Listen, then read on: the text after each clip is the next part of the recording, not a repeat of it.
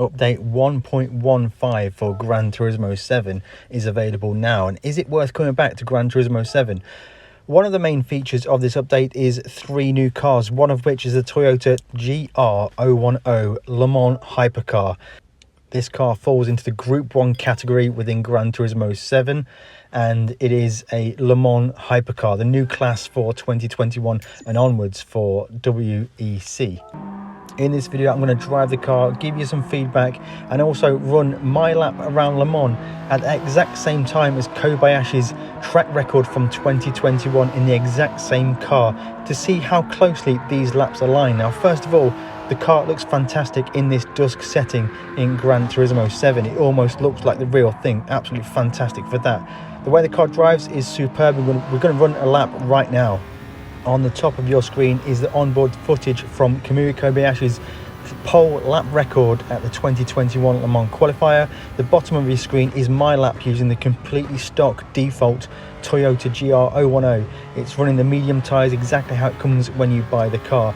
And as you can see, the clips are really quite close by, coming through this series of corners now, and we are fractionally ahead of Kobayashi's pole lap time. Interestingly, I did this same experiment with a TS050 Toyota, and we were down on top speed but had way more downforce through the corners. Now, interestingly, for this lap, it seems almost the opposite. We have a little bit more top speed. The GR010 in Gran Turismo 7 has a really fantastic top speed, but the grip through the corners, the downforce, doesn't seem to be as significant it was in the previous Le Mans prototype. And that's going to translate into is getting into the first chicane at the Mans straight, just fractionally ahead of Kobayashi. The downforce levels in this car feel really fantastic to drive. I always found the Gran Turismo 7 high downforce cars a little bit awkward, a bit too much downforce and a bit too much like driving on rails, but this Toyota GR010 feels really fantastic to drive. Already I'm really enjoying it. I'd like to do more races using this car. The top speed is fantastic. The downforce is really good, and it just feels really great to drive. Again, we've managed to put a little bit of a gap on Kobayashi through the Mans straight for the second part there, and we are slightly up once more. If I was to make some setup changes to maybe add some downforce to bring the balance from Gran Turismo 7 to real life, I could probably start to accurately match these lap times, because it is quite close really. I'm actually surprised at how close these lap times become. Into Mans corner now, getting the car stopped to very low speed. We run a little bit wide on corner exit, but we do get away with that one. The time of day setting I used in my lap time is the dusk setting, and I think it quite accurately replicates the lap time and the time of day when Kobayashi set his lap time. So again, both games are looking fantastic. When I say both games, the top one's actually real life. The camera, in my view, is slightly offset just by the nature of where the car physically is in the real life car, but honestly guys, this is a fantastic looking game, and I'm only running on a PS4 Pro. On full PS5, I can't imagine how cool that will actually look. Exiting one of the really tightest corners on the track, and we are still fractionally ahead of Kobayashi by nature of us having a slight advantage on top speed. Now, Porsche curves was where I felt a huge disparity between real life and Gran Turismo 7 in the TS050, but in this GR010, I feel like the downforce is appropriate. You have to back off, you have to scrub off some speed, downshift a couple of times, and in fact I ran a little bit wide, not carrying the speed required through the corner. I pushed a little bit too much, and as you can see, Kobayashi is starting to come back at us now through this series of corners. Again, we could probably do with having more downforce on the car, which would lower the top speed, increase the corner speed. And looking at the clips now, they are really getting quite close. Look at the pit lane on the right hand side, pretty close through that curb zone there, through Ford chicane to run to the line, and they're almost exactly aligned. We're going to run to the line now. Bit of oversteer on corner exit for ourselves, run to the line, and how close is that, guys? That is pretty damn close. Kobayashi's pole lap time was 3 minutes 23.9, and I crossed the line in 3 minutes 23 point something, 0.4 I think maybe. We'll see at the end of this lap. This is the full gameplay lap. This allows you to see the car from the kind of hood cam. This is where I usually play from. It's a great viewpoint in this car, and it works just fantastic. If you like the TS050 or any of the Group 1 cars in Gran Turismo 7, then I'd highly recommend looking at the GR010, because it just feels like a Group 1 style car, but just really, really fantastic to drive. The downforce isn't too crazy, so you have to drive the car really, really nicely get the right corner speeds, and the top speed is really fantastic. We're hitting almost 340 kilometers at the end of the Mulsanne straight before the chicanes.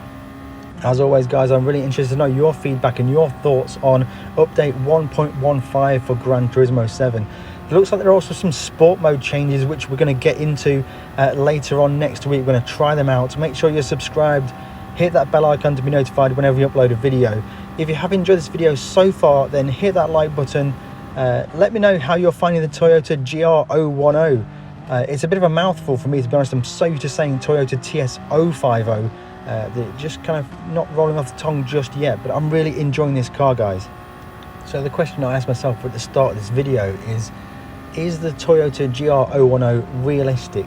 And I think it is. I think Gran Turismo 7 has done a great job of recreating this car in the virtual environment. It's really fun to drive. It's quite similar to the real life car for top speed and downforce, but I think it should be a little bit tweaked, because we actually don't know what specification of car this GR010 is in Gran Turismo 7.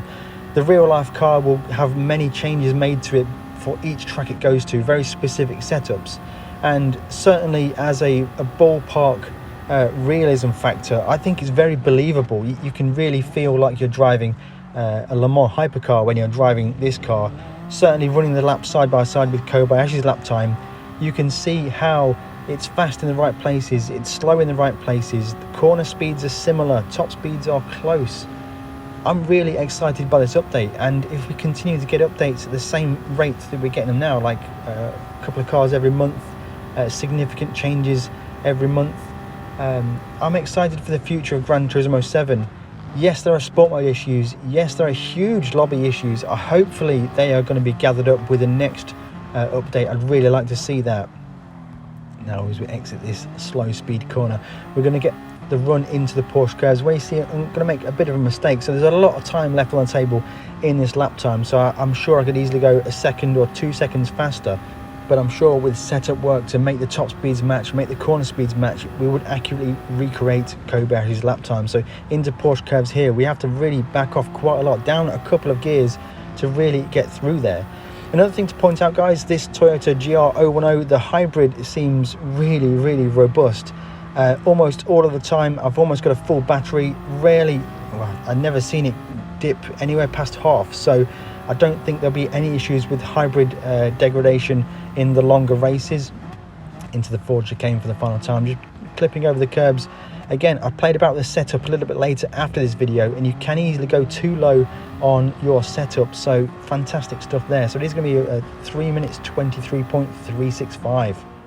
So what do you think of that then, guys? How realistic is the Toyota GR010 represented in Gran Turismo 7? I think they've done a really good job. It's not one-to-one accurate. Top speed's a little bit different, cornering speeds is a little bit different, but it's in the realms of believability, and I think that's exactly what we want. And hopefully it balances nicely with other Group 1 cars in the game. I'd really, really like to be using this car a lot more. As always, if you've enjoyed this video, hit that like button, consider subscribing if you haven't already. On screen will be a link to other video which you may find very interesting. Thank you very much for watching, and we'll catch you in the next one.